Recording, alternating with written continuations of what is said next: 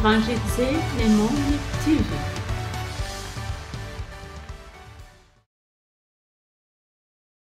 Rero nari ndimo nkivuga J'étais en train de dire que yuko dukwiye gushima Imana twese nous devons remercier le Seigneur. kubera yuko Imana yacu ni nziza. Dieu est toujours bon. Igenda idufasha iturinda buri munsi. Dieu nous a aidés, il nous protège tous les jours. Buriya abavandimwe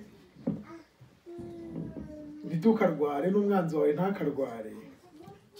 Nous, les frères et sœurs, nous ne souhaitons pas que quelqu'un doive tomber malade. Nubwo bishobora kutubaho ariko burya bitwara n'ikiguzi kinini. Bien que ça peut arriver, mais ça peut nous coûter cher.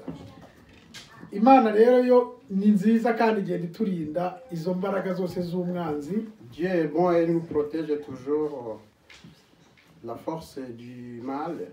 Niyo mpamvu numvise muri mwe mushima Imana, abashima hari abagiye barwara baragenda ariko hari n'abikirinze bagiye babazima. Vous tous, vous avez approuvé que le Seigneur est toujours bon, il nous protège. Bien qu'il y a ceux qui sont tombés malades, mais il y a aussi ceux qui ont une vie zen et qui applaudissent toujours la parole du Seigneur. Nanjye rero ngiye kugira ngo tuganire ijambo ry'Imana. Moi aussi, je vais parler avec vous. On va essayer d'en parler sur la parole du Seigneur. Ni intego y'amagambo nagize ngo kurwana intambara nziza. Le thème signifie que comment on peut mener un beau combat. Alléluia. Alléluia. On peut dire alléluia. Alléluia. Acclamez la parole du Seigneur. Ijambo nashatse ko tuganiraho ijambo rivuga ngo urwane intambara nziza. Le thème que nous avons approuvé, c'est de mener un beau combat. Nuko ubuzima bwacu bwa buri munsi tububamo. Savez-vous que notre vie quotidienne, Umwanditsi w'igitabo cya Yobu yaravuze ngo umwana w'umuntu yari mu isi abafashe igihe mu ntambara. Job a dit que tant que nous sommes sur cette terre, nous sommes toujours dans le combat. Mu ntambara rero habamo ibintu bibiri. Dans le combat, il y a des choses importantes.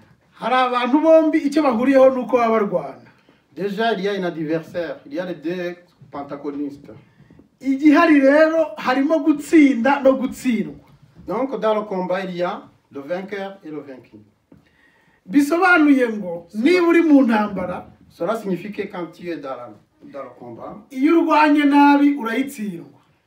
quand tu n'as pas assez d'armes, tu es toujours conquis. Hari abantu bene data bagiye barwaniye intambara y'uburyo bwo gusenga y'uburyo bw'umwuka bayitsinzwe. Nous connaissons nos frères et sœurs qui ont mené un combat, mais qui n'étaient pas dans le combat spirituel, mais qui ont été vaincus. Uyu munsi wa none barambitse iby'umusaraba hasi ntibashaka no kubivuga. Aujourd'hui, ils ont oublié la parole du Seigneur. Ils n'ont même pas osé de dire la parole de Dieu. Aha rero kugira ngo twinjire muri iri jambo rikomeye nibyo nababwiye mwebwe murabizi twese icy'abanyarwanda duhuriyeho intambara turayizi iyo umuntu ayivuze turayumva. Ici, pour que nous puissions aussi en parler de plus, je pense que tous les Rwandais savent ce qui concerne la guerre. Amahirwe nagize nge nayo bamenyemo n'umwana nakumva imbunda zivuga nkumva ni ibintu biryoshye nabona abantu twirukanka nkabona ni ibintu bimeze neza. Heureusement qu'au cours de la guerre, j'étais tout petit et moi je voyais que c'était un jeu. Nabonaga ari ibintu bishimishije. Pour moi, c'était vraiment un jeu qui me faisait plaisir. Ariko ntangiye kubona umuntu wa mbere apfuye anguye iruhande navuze ko burya intambara itoroshye. Mais après avoir constaté qu'il y a même aussi de ceux qui sont perdus de vie, quand j'ai observé qu'il y avait des cadavres, ça me faisait peur. Bya bindi nabonaga ari imikino nange natangiye kugira ubwoba bwo gupfa. C'est que j'avais constaté que c'est un jeu, j'avais peur aussi de perdre ma vie. Bishatse gusobanura ko burya n'intambara itera ubwoba. Cela veut dire que aussi le combat aussi faisait peur. Nubwo waba utari mu bamwe mu bayirwana cyangwa se mu barwana. Quoi que tu sois à côté, mais sache que le combat aussi fait des morts. Intambara iranangiza. La guerre aussi peut détruire cyane ko burya ibanza guterwa no kutumvikana na conflit. Déjà, ça commence par des conflits. Bivuga ngo muzagenzure murebe intambara itangira ibiganiro hagati y'impande zombi zabyananiranye. Déjà, quand vous avez analysé en profondeur, vous voyez que pour qu'il y ait la guerre, il faut qu'il y ait les deux côtés qui ne s'attendaient pas. Hanyuma barangiza bagashyiramo bakiyangaje kuvuga ngo tugiye kurwana. Après, ils peuvent aussi prendre la décision d'autres se mettre au combat. Intambara rero yaturutse nicyo kintu ushaka kubabwira iyo turwana. Intambara turwana yaturutse. D'où vient le combat que nous menons aujourd'hui? Intambara turwana nk'abakristo yaturutse he? Nous les chrétiens, le combat que nous menons dans la vie quotidienne, ça vient d'où? Iyo usomye igitabo cy'ibyahishuwe, Quand vous lisez dans Apocalypse, l'Apocalypse, ibice 12 uhereye ku murongo wa 6, chapitre 12, verset 6, Bibiliya itwerekamo hano muri iki gice turaza kuhasoma la Bible nous montre que impande ebyiri zari zananiwe il y kumvikana. avait les deux côtés, les deux antagonistes qui ne s'entendaient pas du tout. Satani n'ingabo ze Le Satan a amené son combat ndetse n'abamarayika babi avec les mauvais esprits. batangiye kugirana ibibazo n'ikindi gihe cyangwa se ikindi gihande cyari gihagarariye ubwami bw'ijuru. Il y avait aussi le côté qui était de bons esprits et de mauvais esprits qui menaient le combat. Icyo gihe nibwo nababwiye ko intambara kenshi muzagenzure murebe neza. Je vous dis que vous pouvez aussi observer davantage au cours de la guerre. Itangira abantu bananiwe kumvikana. Ça commence par la mauvaise attente. Itangirira mu bitekerezo. Ça commence dans les esprits. Ariko ibitekerezo bitari buze guhura cyangwa abantu bashaka aho bahurira. Les esprits qui ne sont pas dans la même longueur d'onde. Uko niko bijya bigenda izo turwana mu ngo zacu nazo burya zihera mu bitekerezo bitari buze guhura. Même les combats qui sont chez nous aussi, ça commençait par la mauvaise attente. Intambara ziri hagati y'umugore n'umugabo uyu munsi wa none zitangirira kuba badahuja. Les combats dans les couples aussi, ça commence par la mauvaise attente. Nicyo kintu kibyara intambara. C'est ce qui provoque la guerre. Niyo mpamvu ushaka kubabwira ko natwe tuyibamo. Je vais vous dire que nous aussi, nous sommes dans le combat. Dukwiye kurwana intambara nziza. Nous devons mener un beau combat. Nabonye ibintu bitangaje. J'ai vu des choses incroyables. Sinigeze mbona igihembo gihembwa umuntu watsinzwe intambara. Je n'ai jamais vu la trône qu'on peut attribuer à une personne qui n'a même pas gagné le combat. Iyo watsinzwe intambara, quand tu n'arrives pas à gagner le combat, ikintu kikubaho bakwica nabi. Parce que ce qui peut t'arriver, c'est parce que tu peux être tué. Bakugira imbohe. Tu peux être aussi incarcéré.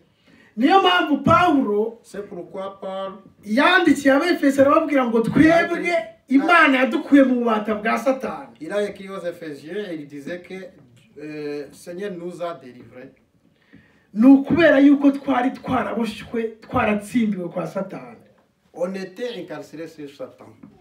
Rero igitabo cy'ibyahishuwe hano kirabisobanura neza. Aux Apocalypse. Nkuko nabivuze reka turaza gusoma ibice 12 ku murongo duhere ku murongo wa 6 tugeze ku murongo wa 11 kugira ngo twumve icyo uko hano. Ariko reka duhere ku murongo wa 7.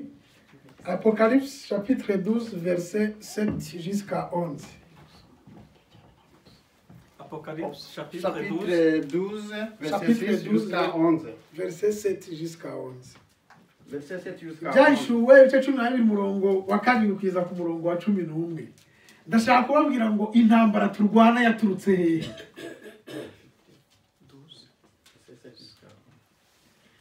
Turasoma mu izina rya Yesu. On va lire la parole de Dieu au nom du Seigneur. Mu ijuru habaho intambara. Mikayeli n'abamarayika be batabarira kurwanya cya kiyoka. Ikiyoka kirwana n'abamarayika bacyo. Nibanesha kandi mu ijuru habaho nihaba hakiboneka cya kiyoka kinini kiracibwa aricyo yanzoka ya kera yitwa umwanzi Satani. Aricyo cya kiyoka abari mu isi bose aricyo kiyobya abari mu isi bose, nuko kijugunywa mu isi, abamarika bacyo bajugunywa nacyo. Umva ikintu gikomeye, numva ijwi rirenga rivugira mu ijuru riti, noneho agakiza karasohoye, n'ubushobozi bw'ubwami bw'Imana yacu n'ubutware bwa Kristo wayo, kuko umurezi wa bene data ajugunywe hasi, wahoraga abarega ku manywa na nijoro imbere y'Imana yacu. Ndagira ngo twite ku murongo wa 11 cyane. Nabo baneshesheje amaraso y'umwana w'intama n'ijambo ryo guhamya kwabo, ntibakunda amagara yabo, ntibanga no gupfa, izina ry'Imana rihabwa icyubahiro. On peut lire aussi en Peut-être qu'ils ont la Bible, tu peux lire, mais tu peux continuer, mais je pense que ok. c'est pas la peine de Dans la Bible. D'accord. Tout le monde a sa Bible, il peut suivre aussi. Vous pouvez suivre. Oui, qui écoute le français, il peut lire en français. Même s'il y a la Bible française, ce qui veut, il peut prendre. Audace, ici nous avons la Bible. Là, nous avons des Bibles là-bas. Comme ça va vous aider si... Quelqu'un qui n'a pas de Bible peut s'en servir. Alléluia. Amen. Alléluia. Ntabwo mu bintu bikomeye cyane, iyi gitabo cy'ibyahishuwe ni igitabo kirimo ubuhanga bwinshi cyane bukomeye. Parmi les choses les plus difficiles, il y a aussi le livre d'Apocalypse. Il y avait des choses... kirimo amabanga akomeye ku buryo umuntu adashobora kuyasobanura byoroshye Il utabeshejwe y a n'umwuka même w'Imana. les secrets qu'on ne peut pas savoir si tu n'es pas... Tu n'es pas Inspiré par aidé les les esprits saints. Rero hano ikintu nsomeye amagambo gishaka kubereka, ndashaka kubabwira ngo nihe haturutse intambara y'umwuka turwana. Les mots que je peux viser, c'est ce qui nous montre d'où vient le combat que nous menons. Iyi ntambara umugore agomba kuyirwana kuko arabihamagarirwa. Au cours de ce combat, même une femme est appelée en fait qu'il puisse aussi s'armer pour combattre. Umugabo agomba kuyirwana kuko arabihamagarirwa. L'homme est aussi invité avec qu'il puisse mener ce combat. Umwana ahamagarirwa kuyirwana kuko arabihamagarirwa. Même un enfant est invité avec qu'il puisse mener ce combat. Igikomeye kiri muri cyo nuko ijambo ry'Imana ryatubwiye ngo ndetse n'umwana muto uzi gusenga Imana nazagira ubwoba bwo kurwana iyi ntambara. Ce qui est plus difficile et plus Alléluia. compliqué, c'est que même un enfant qui est inspiré par le Saint-Esprit aussi doit mener ce combat. Iki ni ikintu gikomeye ukwiye kwitaho uyu munsi wa none. Ça, c'est la chose la plus compliquée que je vous dire que vous pouvez tenir compte à partir d'aujourd'hui. Abanebwe b'abakirisitu Les paresseux chrétiens qui se croient chrétiens, bafashe umwanya bavuga ko batazarwana iyi ntambara. ils ont pris le temps et ils ont affirmé qu'ils ne peuvent pas mener. Bamaze kurambika intwaro hasi, Ils ont déposé les armes. bahisemo kutazajya muri uru rugamba. Ils ont choisi de rester les bras croisés. Ariko iyi ntambara irabareba. Mais ce combat est leur combat. Iyi ntambara yica umuntu uyirwana n'utayirwana. Même si vous croisez les bras, quoi que vous fassiez, vous devez mener ce combat. Ariko amahoro ahari, uyu muntu uzarwana iyi ntambara no mu bisho bibiri tubwiye. Mais la paix qui est là, vous voyez la personne qui va mener ce combat, c'est lui qui aura la bénédiction de Dieu et qui va gagner ce combat. Iyi ntambara yaratsinzwe. Amen. Déjà, ce combat a été bâti. Uwayitsinze ni umwana w'intama w'Imana. C'est le Fils de Dieu qui a gagné ce combat. Bibiliya yatubwiye ngo baheshejwe kuneshwa n'amaraso ya Yesu umwana w'Imana. La Bible nous dit que ce qui nous a stimulé de gagner ce combat, c'est déjà Jésus. Alléluia. Il s'est livré en rançon. Alléluia. Pour faire les- Ngiki kintu cyoroshyeje iyi Voilà ntambara. ce qui est simple pour que nous puissions gagner ce Ni combat. ukubera ko turwana intambara yamaze kuboneka, ibihembo byayo yamaze gutsindwa. Déjà, le combat que nous menons, ce n'est pas nos combats qui fait que Jésus a mené ce combat et il nous a délivrés. Ariko igikomeye wambaza ngo kubera iki tukirwana rero. Mais ce qui est difficile, vous pouvez me poser la question comme quoi, pourquoi on continue à combattre? Ni ukubera ko Satani ni intagondwa. C'est parce que Satan est toujours difficile. Même nubwo yatsinzwe, Même si Jésus a vaincu Satan, ariko Satani we aracyakomeza kurwana iyi ntambara. mais Satan est toujours induit à courir. Ikibazo gihari rero ntabwo akishoza mu ijuru ngo ayishoze no ku Mana kuko baramutsinze. Le problème, c'est qu'il ne menait pas ce combat il ne mène que ce combat sur cette terre du fait qu'il a été bâti complètement au ciel. Satani ntashobora kurwana n'Imana kuko Imana yamaze kumutsinda. Satan, son adversaire, ce n'est pas Dieu, parce qu'il est déjà vaincu. Ahubwo Satani uwarwanya ni njyewe ni wowe kuko yamanukiye abana b'abantu. Satan est notre adversaire. Il ne mène que ce combat sur toi et sur moi-même. Nta nubwo Imana ifite n'igihe kinini cyo kurwana Satani kuko urugamba watsinze ntushobora kurusubiramo. Dieu n'a même pas le temps de combattre Satan du fait qu'il a été vaincu. Ce qui reste, c'est nous-mêmes de mener ce combat. Ahubwo Imana ikeneye ko turutsinda natwe intambara turwana na Satani y'ubuzima bwacu bwa buri munsi. Notre Seigneur souhaite que nous puissions aussi vaincre Satan sur ce combat. Icyo Imana yakoze ni kiriho kubera ko idukunda. Qu'est-ce que Dieu a fait en fait du fait qu'il nous aime? Yaduhaye imbaraga Il nous a donné la force zo kurwana iyi afin ntambara. que nous puissions mener ce combat. Yaduhaye ingabo Il nous a donné des armes zo kurwana iyi afin ntambara. que nous puissions gagner ce combat. Yaduhaye umutsima Il nous a donné aussi le wo cœur. kurya muri uru rugamba. Et il nous a donné aussi l'aliment que nous puissions avoir pendant ce combat. Yaduhaye na nimero yo gutabaza Il nous a donné aussi le consigne que nous puissions, niba byatunaniye. si nous n'y arrivons pas. Iratubwira ngo niba bananira mujye musenga. Dieu nous a dit que même si pendant ce combat, si vous voyez que vous n'avez pas la force, priez afin que vous puissiez gagner ce combat. None wambaza ngo kubera icyo abantu badatsinda iyi ntambara. Alors, tu peux me poser une question, pourquoi les gens n'arrivent pas à gagner ce combat? Ni ukubera iki intambara nk'iyi yatsinzwe, intambara Imana yamaze gutsinda twebwe abayikurikira tutarimo kuyitsinda. Pourquoi même ce combat qui n'existe pas devant les yeux du Seigneur, nous n'y arrivons même pas à gagner ce combat? Ni ukubera ko twebwe twinyoye wawitsinze. C'est parce que nous avons ignoré celui qui a gagné ce combat. Ijambo ry'Imana yatubwira ngo yaje mube ntibamumenya. La parole du Seigneur nous dit qu'il est venu parmi les cieux, mais parmi les cieux, mais il n'arrivait pas à connaître Dieu. Niyo mpamvu tutabasha gutsinda urugamba Imana yatsinze. C'est pourquoi nous sommes incapables de gagner le combat que même Dieu a déjà gagné. Twanze kuba abantu b'Imana. Nous ne voulons pas nous prosterner devant le Seigneur. Alléluia. Alléluia. Hari amagambo Pawulo yabwiye Timoteyo ngira ngo dusome. Il y a des paroles que Paul a dit à Timothée chapitre 1 Timothée chapitre verset 18. Chapitre 1 verset 18.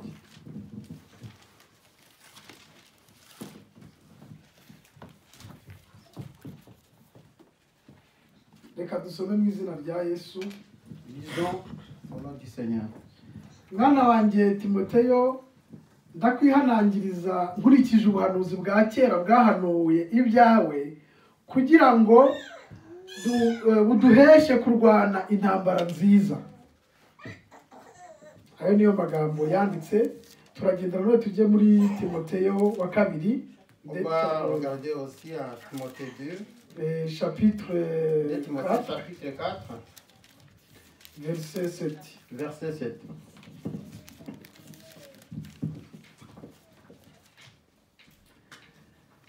Haranditse ngo Timothée chapitre 4 verset 7. Ariko imigani itari y'abakecuru ntukayemere, ahubwo witoze kubaha Imana, kuko kwitoza k'umubiri kugira umumaro muri bike, naho kubaha Imana kugira umumaro kuri byose, kuko gufite isezerano ry'ubugingo bwa none n'ubugingo buzaza. Imana itugirire neza. Haleluya. Haleluya. Alléluia. Ijambo ry'Imana tubwira ngo ubibira muri uyu mubiri azasarura kubora. La parole de Dieu nous dit que celui qui fait avec son chair, qui agit à son chair, il ne récoltera que rien. Niyo mpamvu C'est pourquoi Pawulo yabwiye Timoteyo amubwira amagambo akomeye, nababwiye ko iyi ntambara y'umwuka, iyi combat spirituel nk'uko babivuga muri ururimi rw'igifaransa, kugira ngo tuyineshe nuko dukwiye kwinjira tukajya mu muntu wabashije cyangwa se mu Mana yanesheje iyi ntambara. Paul a dit à Timothée que c'est un combat que nous menons. Nous devons mener ce combat et nous devons nous appuyer sur la force spirituelle. C'est donc la force du Saint-Esprit qui doit nous aider afin que nous puissions gagner ce combat. Du fait que si nous nous combattons nous-mêmes, nous ne pouvons pas en sortir. Umwana w'umuntu ntafite imbaraga na nkeya uretse gutsindwa nta kindi kintu byamugezaho. Nous les humains, nous n'avons pas aucune force afin que nous puissions gagner ce combat. Donc, à part la force du Seigneur, nous sommes incapables. Niyo mpamvu Pawulo yandikiye Timoteyo, c'est pourquoi Paul a écrit à Timothée, aramubwira ngo ntabwo njya nirengagiza ibintu twahanuweho. Il lui a dit qu'il ne peut pas oublier la prophétie. Kandi ubwo buhanuzi bwari ubudukomeza kugira ngo intambara, reka mwumve intambara turwana none. Haleluya. Wazamura Imana icyubahiro ukavuga ngo warakoze. Vous pouvez remercier le Seigneur. Iyi ntambara turwana Bibiliya iyita intambara nziza. Le combat que nous menons, la Bible nous a prouvé que c'est un beau combat. Ni intambara nziza kubera iki? C'est pourquoi c'est un beau combat. Nuko yoroshye kuyitsinda. Il est facile de gagner ce combat. Biroroshye kuba umukirisitu. Il est facile d'être un chrétien. Biroroshye gukiranuka. Il est facile d'être chrétien. Ariko igikomeye, mais ce qui est difficile, nukwakira Yesu nk'umwami n'umukiza. C'est d'avoir Jésus comme ton délivrance, comme notre sauveur et c'est bon. Igikomeye cyane, ce qui est difficile, nukumwemerera ngo yinjire mu buzima bwawe. C'est l'acceptation de Jésus afin qu'il puisse nous aider à exister. C'est Jésus qui existe, c'est pas nous qui existons quand nous l'acceptons. Imana imuhumugisha. Haleluya. Nk'uko abyongeyeho Pawulo yavuze ijambo rikomeye we ubwo yaramaze kwemerera Yesu. Paul, après avoir accepté Jésus, yaravuze ngo ubusigi uriho. Il a dit que ce n'est pas lui qui existe, ahubwo ni Kristo uri muri njye. c'est Jésus qui existe en lui. Bivuga ngo muri iyi ntambara seri ukurwana. Au cours de ce combat, ce n'est pas Eric qui combat. ahubwo ni Kristo urwana mu ruhande rwanjye. C'est Christ qui combat à sa part. kandi Kristo yaranesheje. En plus, Christ a déjà gagné. muri Yesu ntidusambana. Quand nous faisons des adultères, en Jésus, on ne fait pas ça. impamvu si uko muri twe bitarimo. Ce n'est pas que nous ne sommes pas des humains, ahubwo ni uko turi muri Kristo utabigira. mais c'est que nous sommes en Jésus-Christ qui ne fait pas de péché. Petero yigeze kwandika mu rwandiko rwe, Dans la lettre de Pierre, yaravuze ngo abwira abantu babwira ngo uko turwana intambara turwana n'abera bose. il a dit que comme nous menons une combat contre tous ceux qui sont contre nous, yaravuze ngo natwe twirinde guhuzagurika, twirinde ubusinzi, twirinde ubusambanyi, twirinde ingeso mbi kugira ngo tubone uko duhagarara tudatsinzwe n'uburiganya bwa Satani. nous qui croyons en Dieu, pour que nous puissions gagner ce combat, même Pierre a dit que nous devons rester toujours fidèles à notre Seigneur et nous ne devons pas commettre adultère et nous ne pouvons pas commettre des péchés afin que nous puissions gagner ce combat. nta yindi mpamvu ishobora gutuma dutsindira urugamba Il n'y a pas d'autre objectif qui peut nous aider à gagner ce combat, uretse kwizera Yesu nk'umwami n'umukiza. à part l'acceptation de Jésus comme notre sauveur. nta kindi kintu gishobora kuzadushoboza kujya mu ijuru Aucune autre chose qui peut nous aider afin que nous puissions uretse kwizera Yesu nk'umwami vivre n'umukiza. éternellement, sauf l'acceptation de Jésus-Christ comme notre Yesu sauveur. yaravuze ngo ni jye nzira y'ukuri n'ubugingo. Jésus nous a dit que c'est le seul chemin qui nous mène si la vie est éternelle. nta muntu ushobora kujya mu ijuru adaciye muri we. Personne ne peut pas aller au Seigneur sans passer à Jésus. iyi Bibiliya rero itubwira ikintu gikomeye. La Bible nous a révélé une chose très iratubwira importante. mwumva ikintu gikomeye mpamvu iyi ntambara inakomeye nabwo ku rundi ruhande umuntu atayirwananye n'umwuka atayishobora. D'autre part, ce combat est compliqué. iyi ntambara yahereye mu ijuru murayikinisha Ce mwiza. combat a commencé déjà au ciel. aya makimbirane yaturutse mu ijuru. C'est le conflit qui a commencé au ciel. intambara turwana amakimbirane yo kutumvikana ahereye mu ijuru. Le combat que nous menons déjà a pris ses racines au ciel. ni ukuvuga ngo Satani yafashe uruhande rwo kutumvikana n'Imana. Le diable a pris la décision d'être le protagoniste de Dieu. arangije haba intambara nk'uko biritubwiye. Après, il y a eu le combat. Intambara yo mu ijuru yararangiye, Satani atsinzwe. Le combat est déjà fini au ciel du fait que Satan a été vaincu. Noneho yimuriwe muri twebwe. Mais le combat est mené sur nous. Ikibabaje giteye ubwoba, Ce qui est déplorable et qui fait peur, nuko abakristo barimo kwishoza ku bandi bakristo c'est que bagenzi les bawe. chrétiens sont des adversaires des autres chrétiens. Ikibabaje giteye ubwoba, Et ce qui fait peur aussi, nuko abagore bari kwishoza ku bagabo babo. c'est que les couples se sont mis déjà en combat. Ikibabaje giteye ubwoba, Et ce qui fait peur encore, nuko abana bayishora kuri ba nyina. c'est que les enfants se sont devenus des adversaires de leurs parents.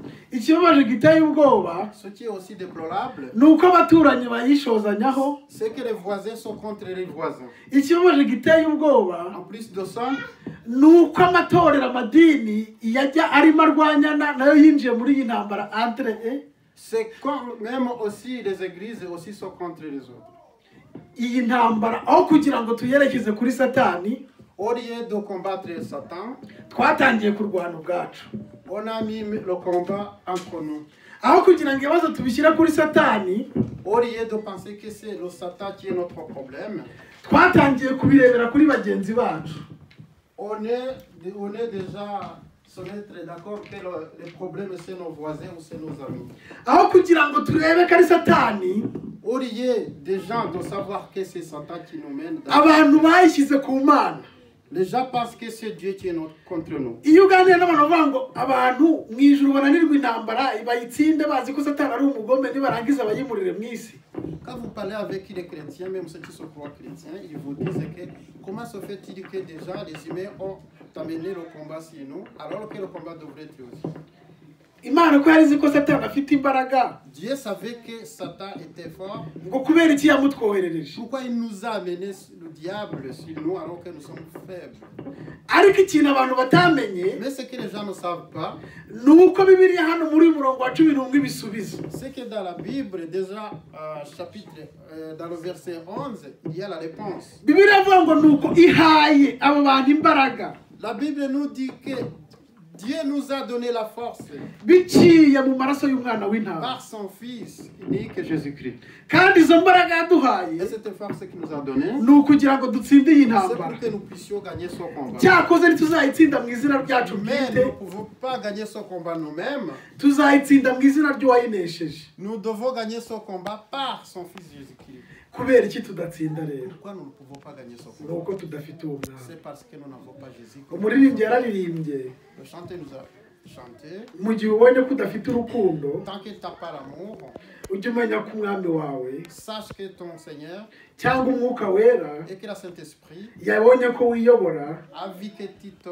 diriges par son chef yabonye ko uyoborwa n'umubiri wawe, et qui te dirige par la chair, maze usabe umwuka w'Imana et agaruke. tu demandes au Saint-Esprit en fait qu'il puisse venir sur toi. Bakristo bavandimwe rero, Chers chrétiens, iyi ntambara turwana ifite inkomere. le combat que nous menons, il y a aussi des victimes. Dufite abakirisitu ureba ugasanga ibyo gusenga byarabakomerekeje, Il y a les chrétiens qui sont victimes de prières kubera ko bazanyemo intege nkeya, parce qu'ils n'ont pas assez de force. barangije Enfin, bananirwa no kuzisaba Imana, ils n'ont même pas osé de demander la force à Dieu. maze Satani nawe arabigarurira. Alors Satan a profité de cette carence de force. Ikibariho uyu munsi wa none, Aujourd'hui, ntabwo babona ikibazo bafite, donc ils ne savent même pas le problème qu'ils ont. ahubwo bavuga ko Imana yabatereranye, Ils mettent tous les fardeaux sur Dieu. bavuga ko yababandonye C'est que Dieu les a abandonnés. nyamara siko bimeze. Mais c'est le contraire. Imana ibana natwe buri munsi, Dieu est toujours avec nous. kandi yaduhaye imbaraga zo Il nous a kunesha donné la intambara. force de gagner ce combat. Ikintu kibabaje giteye ubwoba, Ce qui est déplorable, Imana idusaba kuza ngo tuyisabe. Dieu nous demande de nous posterner afin que nous puissions demander sa force. Twe twahisemo kutayisaba. Nous avons resté les bras croisés. Menya twaratekereje ko ibyo itanga yabimaze. On dirait que paraît-il que le grenier de Dieu est déjà épuisé. nyamara siko bimeze. Mais c'est le contraire. Muze dusabe Imana. Venez en fait que nous puissions. Imana iratwinginga ikavuga ngo nimuze munganyire munyikoreze imitwaro yanyu. Il nous appelle en fait que nous puissions lui donner nos fardeaux. Ariko twe twanze kuyikorera. Mais nous avons refusé. Nyamara ituremereye. Mais si le fardeau devient très lourd, turayitakira. nous devons appeler le Seigneur, nous porter secours. Nyamara icyo Imana ikeneye ntago ari uko tuyitakira twaremerewe. Ce que Dieu a besoin, ce n'est pas que nous devons demander secours pendant les moments difficiles. Ahubwo nuko tuyikoreza ibyatuma duhamagara iyo sekuru. Par contre, nous devons prendre nos fardons et nous les mettre sur Jésus, afin qu'il doit les transporter et nous secourir. Alléluia. Alléluia. Alléluia. Alléluia. Niyo mpamvu twatangije umuririmbyi C'est pourquoi nous avons commencé aussi. uvuga ngo urwane intambara nziza. Nous devons mener un bon combat. Kristo ni imbaraga zawe. Et Christ est là et notre force. Alléluia. Alléluia. Alléluia. Alléluia. Nubyuka mu gitondo Même pendant la matinée quand vous vous réveillez, ujye uvuga ngo ndabizi ko navukiye mu gihe cy'intambara. il faut dire que je sais que je suis né même pendant la période de combat. Ariko ujye uvuga ngo mfite uneshereza. Il faut toujours approuver que j'ai toujours Jésus qui a gagné. Nubwo ndi umunyantege nke. Même si je suis né faible, Ariko uwo nizera mais je crois en Dieu. afite imbaraga. Il est très fort, il est le plus haut. Alléluia. Alléluia. Alléluia. Alléluia. Mumwikoreze imaganya yanyu. Même votre larme, vous pouvez le mettre sur Jésus. Kuko yita kuri twebwe. Il tenait compte de nous. Alléluia. Alléluia. Bavandimwe rero icyo nababwiye, Chers frères, urugamba rwa Satani aho rubera rubi, le combat que Satan a mené est un combat. niyo umanitse amaboko arakwica. Même si vous ne voulez pas mener ce combat, We arakwica. vous êtes toujours victime. Satan ne peut pas vous mettre à pied. Satani ntabwo yubahiriza amategeko y'intambara. Satan ne peut pas tenir compte de roi de la guerre. N'igihe kitari cyo kurwana wowe arakurwanya. Même pendant le cessez-le-feu, We ararwana. il peut se combattre. Ni ukuvuga ngo niho abereye mubi. Donc il est méchant, ne peut pas déposer les armes. Ikibabaje ni uko abakristo batamenya igihe cyo kumurwanya. Le problème, c'est que les chrétiens ne savent pas à quel moment ils peuvent combattre Satan. Ariko Satani aturwanya iminsi yose. Mais Satan est toujours acharné tous les jours. Niyo mpamvu Petero yavuze ngo azerera nk'intare C'est yivuga. pourquoi Pierre a dit qu'il est comme un lion qui rougit et qui est affamé. Tumurwanye Nous devons combattre Satan. dufite kwizera gukomeye. Et nous devons aussi avoir d'abord l'espérance Imana itugirire neza. que Dieu nous bénisse. Muhaguruke dusenge. Levez-vous afin que nous puissions prier le Seigneur. Icyo tugiye gusengera tugiye gusenga ngo Mana urabizi ko tuba mu ntambara. Nous allons prier en disant que Seigneur, tu sais que nous sommes toujours dans le combat. Kandi tuzi ko iyo ntambara wayitsinze. Et nous savons que déjà tu es le vainqueur. Niyo mpamvu natwe tugusabye C'est pourquoi nous te demandons, utwereke intsinzi yawe montre-nous ta force et ta victoire. kugira ngo tubashe natwe kunesha. Pour que nous puissions aussi convaincre, pour que nous puissions aussi combattre Satan. Kandi nidusenga Quand nous prions, mwibuke na abantu babaye victime muri iyi ntambara. n'oubliez pas aussi les victimes de cette guerre. Bamaze kwibagirwa iby'umusaraba. Ceux qui ont oublié la croix. Bamaze kwibagirwa iby'inzira ijya mu ijuru. Ils ne savaient même pas le chemin qui mène au ciel. Kubera yuko intambara yabaremereye. Parce que le combat est déjà acharné. Imana itugirire neza. Que Dieu vous aide. Et que Nawe kandi urebe aho Satani yakurashe. toi aussi tu peux regarder là où Satan t'a pointé. Kubera yuko adutera ibikomere bitubuza gukomeza. Il envoie ses lances et il nous a blessés presque partout. Ariko ijambo ry'Imana riravuga Mais la parole du Seigneur ngo nous i Galeyadi hari umuti womora. à Galiade, il y a toujours les médicaments, il y a toujours le remède qui peut nous soulager.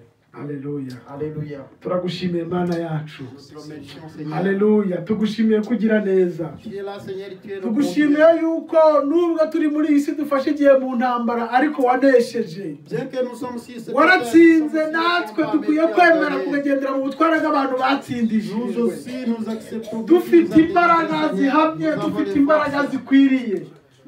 kugira ngo mwami ubwo uzagaruka uzasange twebwe ubwacu n'ubugingo bwacu n'umwuka wera wadusigiye birinzwe nawe. Gira neza bene data batsinzwe n'intambara, ugirire neza bene data bamaze kuba inkomere muri uru rugendo, ndetse hari n'intumbi zabuze gihamba kugira ngo bitubere akabarore, ariko turakwinginze kugira ngo twigishe uko tugenda, tutagenda nk'abatagira ubwenge. Komeza kubana natwe kandi ukomeze kudufasha, duhe imbaraga zo kurwanya satani kuko bisaba imbaraga, kandi tuzi neza ko iyi ntambara wamaze kuyigira intambara nziza, nawe imana natwe tuzayinesha. Komeza utugirire neza, ukomeze udufashe mu izina rya Yesu Kristo. Amen. Amen.